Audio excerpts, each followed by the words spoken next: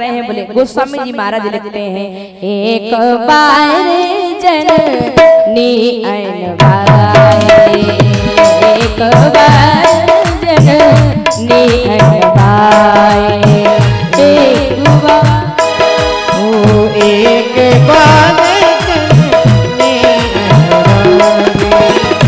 एक बार जननी अनवाए, एक बार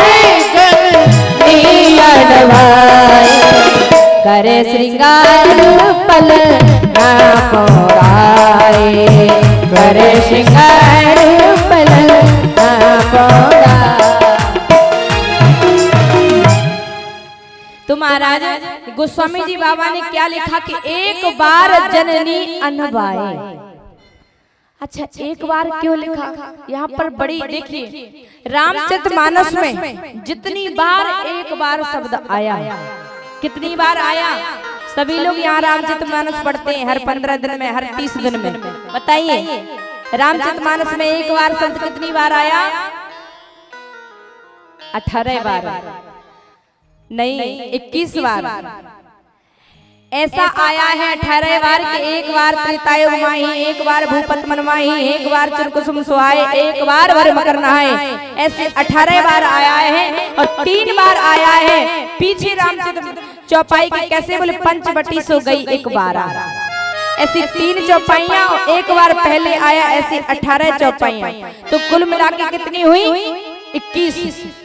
और जहां पर भी गोस्वामी जी महाराज ने एक बार शब्द लिखा है, वहां पर कोई विशेष कथा आई है या विशेष घटना घटित हुई।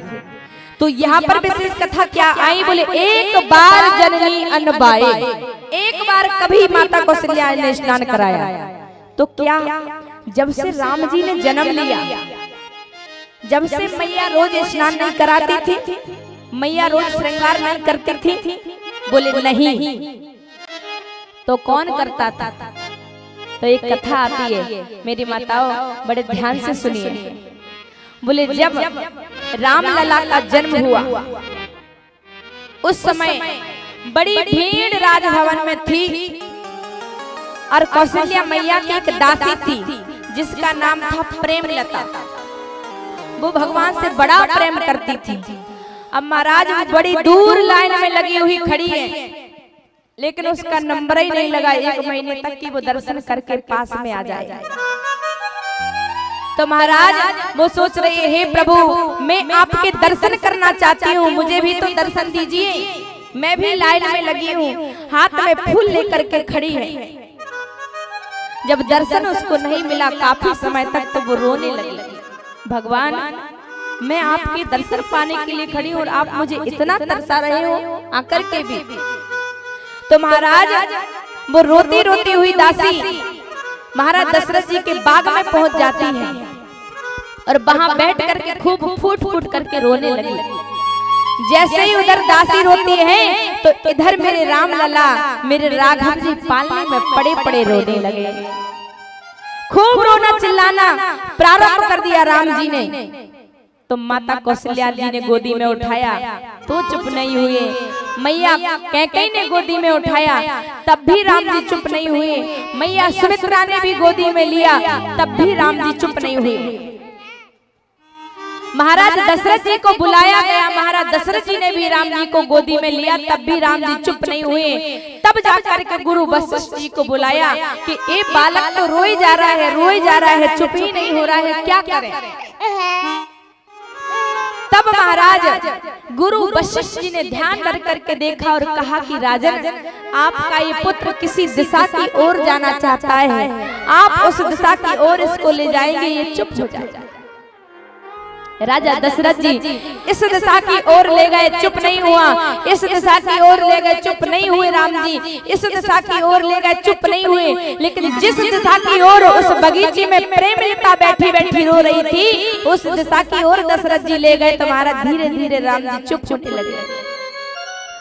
बगीचे में लेकर के पहुंचे तो क्या देखा कि प्रेमलता नाम की दासी बैठी है, रो रही है। महाराज दशरथ जी ने पूछा, दासी तुम रो रही हो? बोले नहीं नहीं महाराज जी, अरे दासी लो ये हमारे बालक रो रहे हैं, राम जी रो रहे हैं, इनको थोड़ा बगिया में घुमा दो। महाराज राम जी को जैसे ही राजा दशरथ जी ने प्रेमलता की गोदी में दिया, भगवान खिलखिला के हंसने लगे। महाराज जब भगवान हंसने लगे तो दशरथ जी महाराज ने कहा, प्रेमलता चुप हो गए हैं, बाहर इनके दर्शन के लिए लाइन लगी है, इसलिए थोड़ा हमको दे दो। और महाराज प्रेमलता के मन में था मैं थोड़ा और दर्शन करूं। तो दशरथ जी ने ले लिया, प्रेमलता ने राम जी को दे दिया। लेकिन जैसे ही दशरथ जी ले जाने लगे तो राम जी फिर रोने लगे। अब महाराज जैसे ही रोना प्रारंभ किया तो दशरथ जी ने लौट लौट के फिर दासी को दे दिया। अरे लो प्रेमलता थोड़ा और घुमा दो। जैसे ही प्रेमलता लेकर के राम जी को बगिया में घुमाने लगी तो राम जी फिर हंसने लगे। अब महाराज जैसे ही राम जी हंसे, दशरथ जी महाराज ने उसी दिन से कह दिया, है प्रेमलता दासी, आज से मैं तुम्हारे लिए आदेश देता हूँ कि आज से मेरे बालक राम की स्नान की देखभाल, भोजन की देखभाल, पालने की देखभाल सिर्फ तुम्हारे हाथ में है। राम जी की सेवा कोई और नहीं करेगा, सिर्फ तुम ही करोगे। तो उस दिन से प्रतिदिन प्रेमलता नाम की दासी भगवान को स्नान कराती थी, उनको चंदन लगाती थी, उनको पीत झंगोलिया पहनाती थी।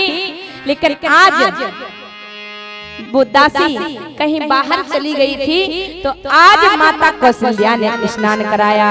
तो इसलिए गोस्वामी जी महाराज ने लिख दिया, एक बार जननी अनबाए, एक बार जननी अनबाए, एक बार जननी अनबाए, एक बार जननी अनुराए, कर श्रृंगार पल ना बोराए, कर श्रृंगार पल ना बोराए, कर श्रृंगार पल ना बोराए।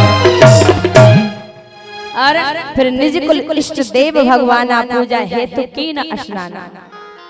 फिर मैया कौशल्या ने स्वयं स्नान किया, कुलदेव इष्ट देवता हेतु भोजन बनाया, पाकशाला में गई, सुंदर भोजन बनाया और भोजन बना करके भोग के लिए भगवान को थाली निकाली, मंदिर में गई, भगवान के लिए भोग लगाया, पर्दा डाला, प्रार्थना की, हे मेरे प्रभु, हे मेरे इष्ट, आकर के भोग ग्रहण कीजिए। इतना निवेदन करके मैया कौशल्या चली गई। भोग का समय पूर्ण हुआ। भोग हटाने के लिए जब मैया कौशल्या मंदिर में आई तो क्या देखा, बोली यहाँ वहाँ दुई बालक दे। क्या देखा कि मंदिर में राम जी बाल रूप में प्रसाद पा रहे। मैया कौशल्या ने सोचा, हम तो राम जी को पालने में सुला करके आए हैं, यहाँ मंदिर में कैसे आ गए। दौड़ करके गई, पालने में देखा तो राम जी पालने में सो रहे हैं। राम जी यहाँ भी है। फिर दौड़ करके गई, मंदिर में देखा तो वहाँ भगवान भोग पा रहे हैं। गोस्वामी जी महाराज ने लिख दिया, यहाँ वहाँ दुई बालक देखा, मति भ्रम मोर आन विषय। कौशल्या मैया कहती है, ये मेरी मति है कि और कोई विशेष कारण है? तो विशेष कारण ही है। क्या? बोले महाराज, गोस्वामी जी महाराज ने लिखा था रामचरितमानस में, क्या बोले, बिन पग चले सुने बिन काना, बिन पग चला है सुने बिन काना, बिन पग चले सुने बिन काना, बिन पग चला है सुने बिन काना, सुने बिन काना, कर से करम कर बिना, कर से करम कर बिना, कर से करम कर बिना।